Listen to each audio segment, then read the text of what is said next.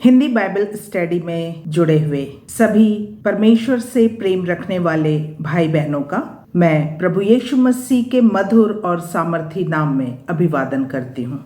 आज के मेरे बाइबल संदेश का विषय है पीछे रह गई बातें। वचन में इस तरह से लिखा हुआ है, फिलिपियों 3 उसके 13 और 14 में 13 के मध्य भाग से मैं पढ़ना चाहूँगी, जहाँ इस तरह से लिखा है, परंतु केवल यह एक काम करता हूँ। पौलुस लिखते हैं फिलिपी की कलीसिया को और इस तरह से लिख रहे हैं, परंतु केवल यह एक काम करता हूँ कि जो बातें पीछे रह गई हैं उनको भूलकर आगे की बातों की ओर बढ़ता हुआ निशाने की ओर दौड़ा चला जाता हूँ, ताकि वह इनाम पाऊँ जिसके लिए परमेश्वर ने मुझे यीशु में ऊपर बुलाया है। पीछे रह गई बातों का मतलब होता है पुरानी बातें। और पौलुस इस तरह से कह रहे हैं फिलिपी की कलीसिया को, केवल यह एक काम करता हूं कि जो बातें पीछे रह गई हैं उनको भूल कर। इसी तरह से 2 कुरिन्थियों 5 में लिखा हुआ है, इसलिए यदि कोई मसीह में है तो वो नई सृष्टि है, पुरानी बातें बीत गई हैं, देखो सब बातें नई हो गई हैं। यदि हम नए जीवन को चाहते हैं, यीशु मसीह में हम आगे बढ़ना चाहते हैं, तो हमें पुरानी बातों को भूलना होगा, या जो बातें पीछे रह गई हैं उनको हमें स्मरण नहीं करना है। और इसके लिए बहुत ही अच्छा उदाहरण पुराने नियम में हमें पढ़ने को मिलता है। उत्पत्ति की पुस्तक उसका 41वां अध्याय और उसके 50वें पद में यहाँ पर बताया गया है कि मिस्र में एक ओन नाम स्थान है और वहाँ पे पोतीपेरा एक याजक था और उसकी बेटी का नाम आसनत था। वचन बताता है कि यूसुफ का विवाह पोतीपेरा याजक की बेटी आसनत से हुआ। और आगे लिखा है कि आकाल के पहले वर्ष के पहले ही यूसुफ को 2 पुत्र प्राप्त हुए, पहला मनश्शे और दूसरा एप्रैम। उत्पत्ति 41 उसके 51-52 अगर पद को पढ़ें तो वहां पर लिखा है, यूसुफ ने अपने जेठे का नाम ये कहकर मनश्शे रखा कि परमेश्वर ने मुझसे मेरा सारा क्लेश और मेरे पिता का सारा घराना भुला दिया है। पहले उसको मनश्शे की प्राप्ति हुई और वो उस बात के लिए परमेश्वर को धन्यवाद कर रहा है और कह रहा है कि मनश्शे को दिया, मनश्शे नाम उसने इसलिए रखा कि मेरे परमेश्वर ने मुझे सारा कष्ट, जो सारा पिछला जो कुछ भी था, मेरे पिता का घर, वो सब भुला दिया है। और आगे उसी में लिखा है, और दूसरे का नाम उसने यह कहकर एप्रैम रखा कि मुझे दुख भोगने के देश में परमेश्वर ने फलवंत किया है। मनश्शे का NIV वर्जन में जो मीनिंग दिया है वो भुलाना दिया है, और एप्रैम का मतलब 2 गुना फलदायक दिया है। हम देखते हैं यूसुफ के जीवन में कैसे यूसुफ को परमेश्वर ने फलवंत किया या 2 गुना फलदायक बनाया। लेकिन उसके पहले उसने मनश्शे को देके उसको पुरानी बातों को, पुराने कष्टों को, उसके पिता के घराने को भुलाने के लिए परमेश्वर ने उसकी सहायता की। अगर हम चाहते हैं कि हम 2 गुना फलवंत हो जाएं, तो हम इस बात को जानें कि हम मसीह यीशु से अलग होकर एक तो फलवंत नहीं हो सकते। यूहन्ना रचित सुसमाचार उसका 15वां अध्याय 5वें वचन में लिखा है, मैं दाखलता हूँ, तुम डालियां हो, जो मुझ में बना रहता है और मैं उसमें, वो बहुत फल फलता है। तो इस बात को स्मरण रखें कि हम यीशु मसीह से अलग होकर एक तो फलवंत नहीं हो सकते, दूसरा फलवंत होने के लिए पुरानी बातों को भूलना भी आवश्यक है। आगे बढ़ने के लिए हमें पुरानी चीज़ों को भुलाना होगा, जैसे कि पौलुस भी कहते हैं, परंतु केवल ये एक काम करता हूँ कि जो बातें पीछे रह गई हैं उनको भूल कर। हम अगर मसीह यीशु में फलवंत होना चाहते हैं तो हमें पुरानी बातों को भूलना आवश्यक है। देखो, पुरानी बातें बीत गई, सब नई हो गई। यूसुफ के जीवन पर ध्यान करें, वहां पर हम पाएंगे कि यूसुफ के भाइयों ने उसके साथ विश्वासघात किया, उसको गड्ढे में डाल दिया, उसके अंगरखे पे बकरे का लोहू लगाकर पिता के पास पहुंचा दिया, उसको में चांदी के 20 सिक्कों में बेच दिया। उसने एक दास का या गुलाम का जीवन जिया। और केवल इतना ही नहीं था, वहां जब पहुंचा तो उसको अनुचित कारावास भी सहना पड़ा। और सब भाइयों से अपने पिता से जुदाई का गम अलग था। उसका एक छोटा भाई, एक सगा भाई था बिन्यामिन, उसको उससे भी दूर रहना पड़ा। सोचिए वो किन परिस्थितियों से निकल कर गया।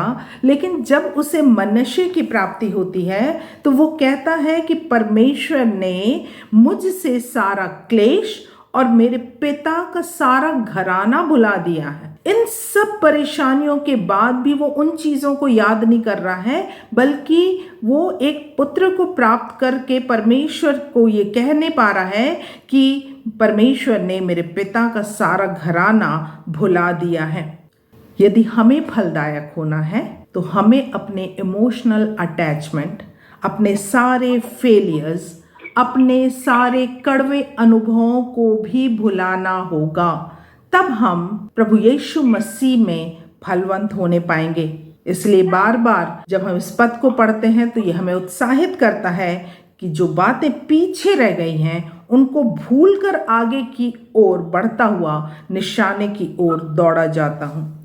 परमेश्वर का तरीका प्रत्येक मनुष्य के लिए अलग होता है और हमें इस पर विश्वास करना होगा। आमीन। परमेश्वर ने यूसुफ के साथ भी ऐसा ही किया। सबसे पहले उसने मनश्शे को देकर यूसुफ की मदद की कि वो पुरानी बातों को भूले। उसके बाद उसने एप्रैम को दिया ताकि यूसुफ का जीवन दोगुना फलदायक हो सके। इसका उल्टा भी हो सकता है हम में से कुछ का प्रारंभिक जीवन बहुत अच्छा रहा हो, हर प्रकार की आशीषें हमने प्राप्त की हो, जीवन में सब अच्छा रहा हो, लेकिन अच्छा हो या नहीं, परमेश्वर चाहता है हम पुरानी बातों को भूलें। यदि हम यशायाह की पुस्तक उसका 43वां अध्याय निकालें, 18वें और 19वें पद को अगर हम पढ़ते हैं तो हम पाएंगे वहां पर लिखा है, अब बीती हुई घटनाओं का स्मरण मत करो, न प्राचीन काल की बातों पर मन लगाओ। देखो मैं एक नई बात करता हूं, वो अभी प्रकट होगी। अब बीती हुई घटनाओं का स्मरण मत करो। यशायाह भविष्यवक्ता की पुस्तक में ऐसा लिखा है, न प्राचीन काल की बात पर मन लगाओ। ऐसा नहीं लिखा कि दुर्घटनाओं को स्मरण मत करो, त्रासदी को स्मरण मत करो, ऐसा नहीं लिखा। अपने दुर्भाग्य को स्मरण मत करो, अपने ऊपर आए आपदाओं को स्मरण ना करो, ऐसा कुछ नहीं लिखा। हमारे साथ जीवन में अच्छा हुआ हो या ना हुआ हो, हमें किसी भी बात का स्मरण नहीं करना है और ना प्राचीन काल की बातों पर मन लगाना है, बल्कि हमें प्रभु यीशु मसीह में आगे और आगे बढ़ते जाना है।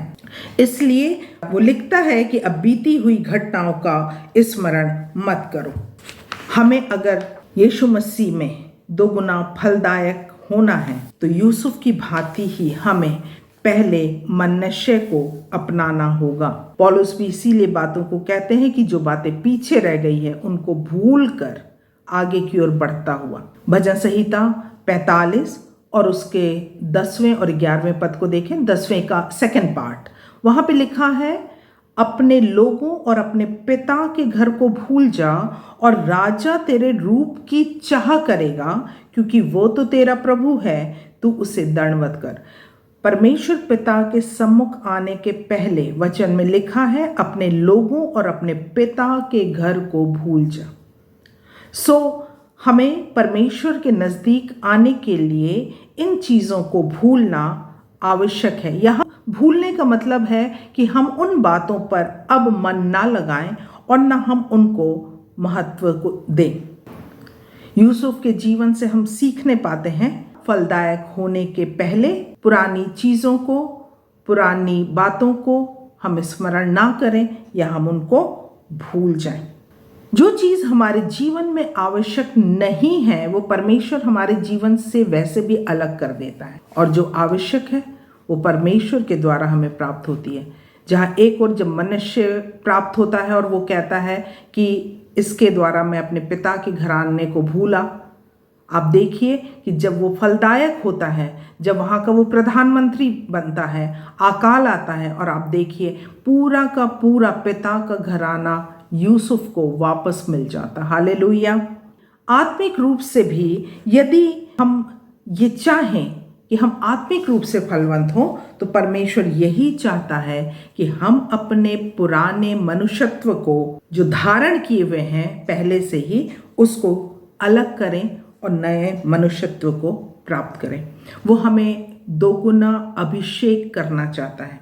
इसलिए वचन में अगर हम देखें, मत्ती, मरकुस, लूका, तीनों सुसमाचारों में इसका वर्णन है, लेकिन हम लूका 5 और उसका 37 से 39 को देखेंगे, जहां इस तरह से लिखा है, और कोई नया दाखरस पुरानी मशकों में नहीं भरता, नहीं तो नया दाखरस मशकों को फाड़ कर बह जाएगा और मशकें नष्ट हो जाएंगी, परंतु नया दाखरस नई मशकों में भरना चाहिए। कोई मनुष्य पुराना दाखरस पीकर नया नहीं चाहता, क्योंकि वो कहता है पुराना ही अच्छा है। जब हम पुराने मनुष्यत्व को धारण किए रहते हैं, हमारा मानव स्वभाव है कि हम अपनी पुरानी आदतों से छुटकारा नहीं पा पाते।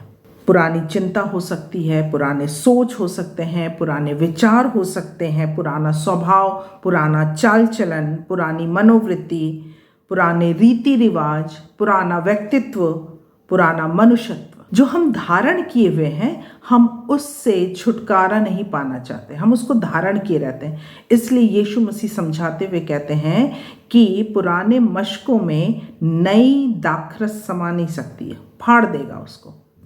हम इसमें भी बने रहना चाहते हैं और हम चाहते हैं कि हमारे अंदर यीशु मसीह आ जाए और हम में यीशु मसीह दिखाई दे। यीशु मसीह वो नया दाखरस है जो हमारे अंदर आना चाहता है, लेकिन हम सब जो पुरानी मशकों की भांति हैं, यीशु मसीह को अपने जीवन में जगह नहीं दे पाते।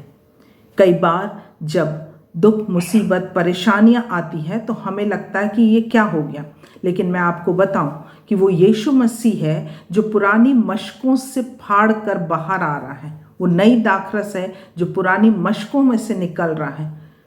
यीशु मसीह अपने बच्चों से प्यार करता है, उनको आवश्यकता पड़ने पर तोड़ना और फाड़ना भी जानता है। वो चाहता है हम में से हर एक को कि हम दोगुना फलवंत हो सकें, हम अत्यंत फलवंत हों। इसलिए वो हमारे जीवनों में ये होने देता है ताकि हम अपने पुराने मनुष्यत्व को उतार फेंकें। और जब हम पुराने मनुष्यत्व को उतार देते हैं और यीशु मसीह को धारण कर लेते हैं, तब हमारा जीवन यीशु में फलवंत होने पाता है। अगर हम गलातियों की पुस्तक उसका 2 अध्याय और 20वें पद के फर्स्ट पार्ट को देखें तो वहाँ पौलुस इस तरह से लिखते हैं, मैं मसीह के साथ क्रूस पर चढ़ाया गया हूँ। अब मैं जीवित ना रहा, पर मसीह मुझ में जीवित है।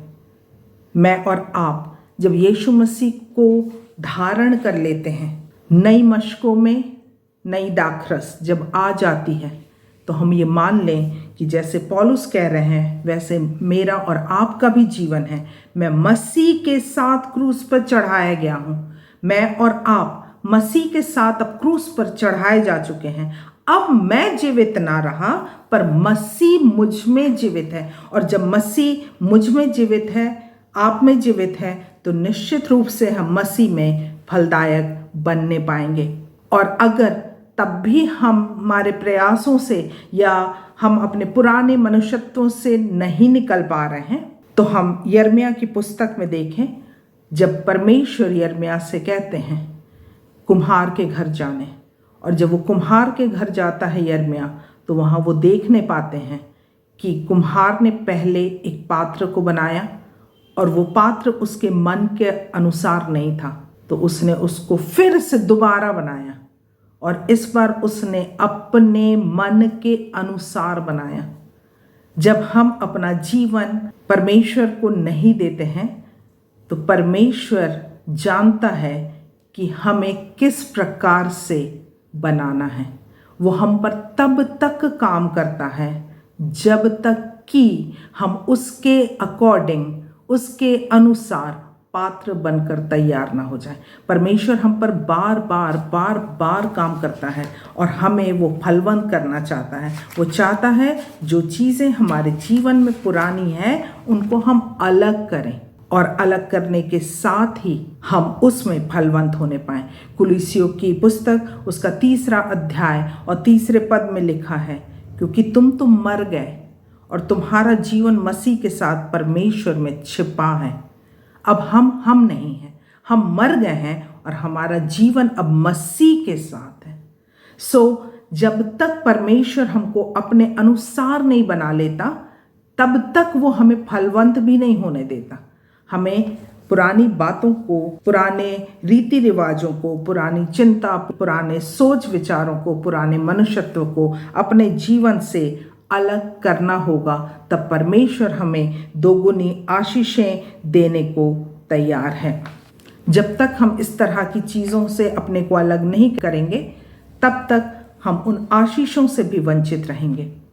नई दाखरस अर्थात यीशु मसीह मेरे और आपके जीवन में आना चाहता है, रहना चाहता है और वो उसमें ठहरे रहना चाहता है। पुरानी मशकों के रूप में हम होंगे तो हमारे जीवन से फिर वो अलग हो जाएगा।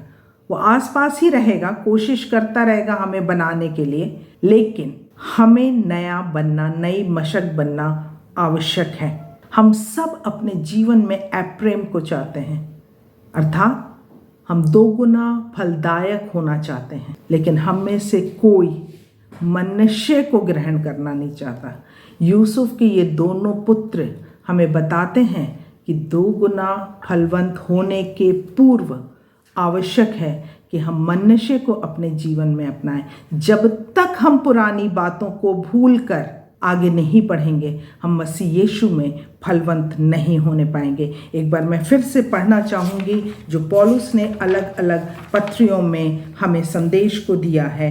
परंतु केवल यह एक काम करता हूँ कि जो बातें पीछे रह गई हैं उनको भूलकर आगे की बातों की ओर बढ़ता हुआ निशाने की ओर दौड़ा जाता हूँ।